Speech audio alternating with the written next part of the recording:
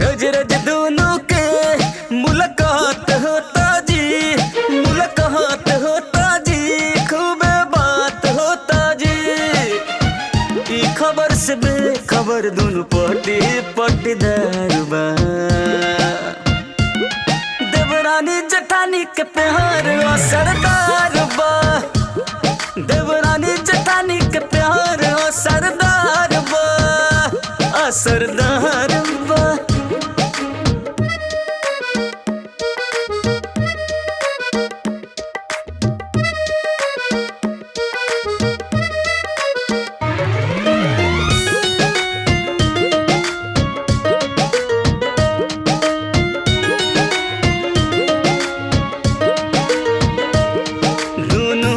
खूबे चलल बा, दुश्मन से दोस्त बढ़ल बा।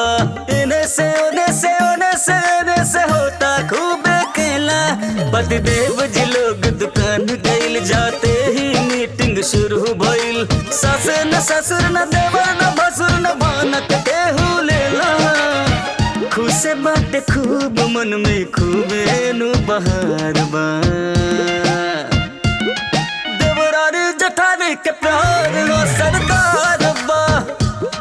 देवरानी जेठानी के प्यार सरदार बा, सरदार बा।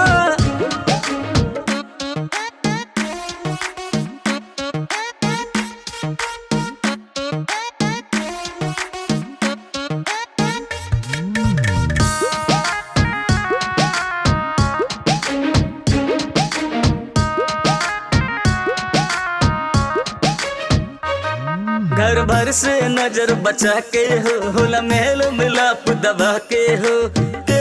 केहू बिना अब तक बोचन नहीं आवे। खाना पीना होला संगे में, होला खूब मस्ती रंग में। आँख में धूल झोंकताई केहू जान नहीं पावे। दोनों गोतीन के अब खूबे नु लहर बा। जेठानी के प्यार सरदार बा। देवरानी जेठानी के प्यार सरदार बा, सरदार।